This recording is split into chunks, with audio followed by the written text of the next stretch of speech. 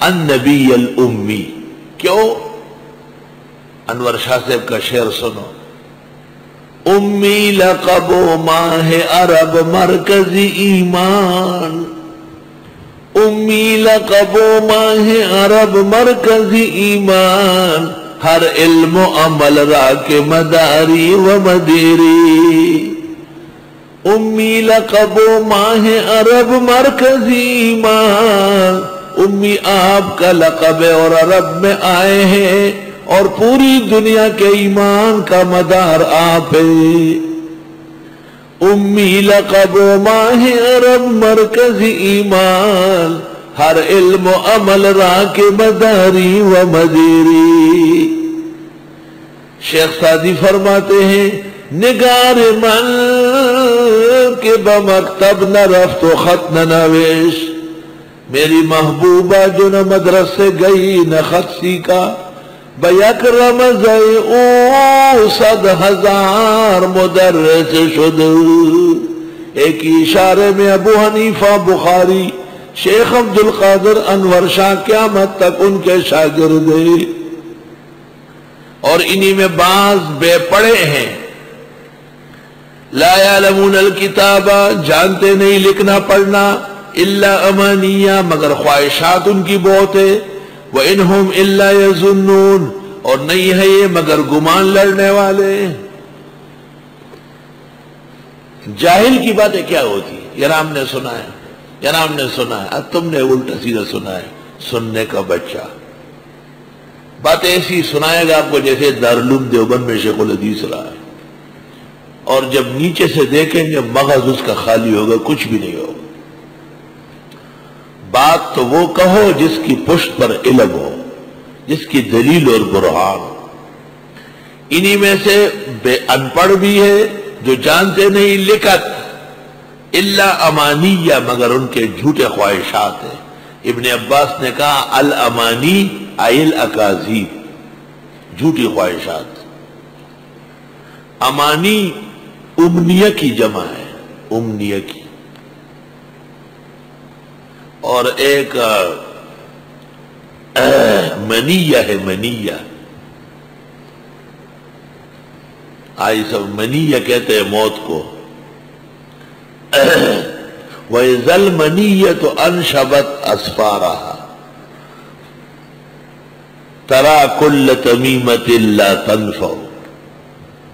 وہاں پر منیہ موت کو کہتے ہیں. بخاری کے متعلق ہے عجل علیہ المنیہ،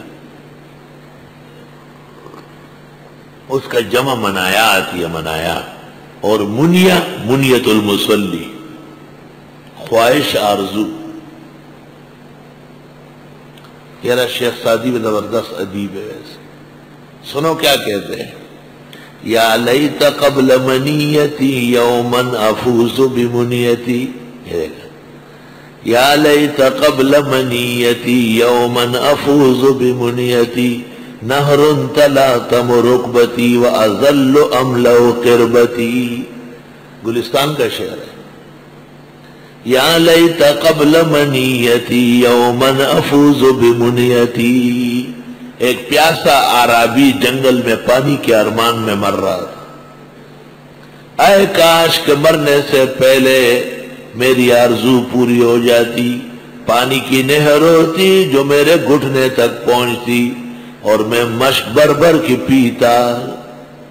یا لیت قبل منیتی یوما افوز بمنیتی، نہر تلاتم رکبتی واذل املأ قربتی. انہی میں بعض وہ ہیں جو جانتے نہیں لکھت پڑھت مگر ان کی خواہشات ہیں، اور نہیں ہے یہ مگر اٹکل لڑنے والے. فویل للذین یکتبون الکتاب بایدیہم، پس بربادی ہے ان لوگوں کے لیے جو لکھتے ہیں کتابیں اپنے ہاتھوں سے. ثم یقولون ھذا من عند اللہ، پھر کہتے ہیں یہ اللہ کی طرف سے ہیں.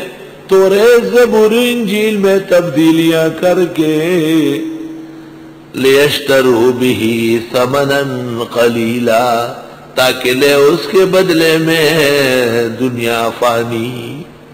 ثمن قلیل، دنیا فانی. دنیا کیا چیز ہے؟ قیمت تھوڑی، دنیا فانی. یہ اس عاجز کا اس سال کا ترجمہ ہے، یہ اس سال کے امتیازات میں سے. ثمن قلیل کا معنی میں نے کیا، دنیا فانی. ساری دنیا بھی مل جائے تو ثمن قلیل ہے. فویل لہم مما کتبت ایدیہم، پس بربادی ہے ان کے لیے وہ جو لکھا ان کے ہاتھوں نے. وویل لہم مما یکسبون، اور بربادی ہے ان کے لیے وہ جو کماتے ہیں، دین بیچ کر جو پیسے لیتے ہیں. علماء لکھتے ہیں ایک ویل اعتقادی خرابی سے متعلق ہے، دوسرا ویل عملیات سے متعلق ہے، اور تیسرا ویل معاملات سے متعلق ہے. پنجپیر مولانا کہتے ہیں پہلا ویل دنیا میں ہدایت سے محروم ہونا، بدعت کا مرتکب ہونا. دوسرا ویل زد کرنا. تیسرا ویل جان کر کے بھی نہ ماننا. بعض مشائخ قرآن کہتے ہیں ویل لہم عند موتہم وویل لہم بعد موتہم وویل لہم فی حشرہم ونشرہم. ویل جانتے ہو؟ ویل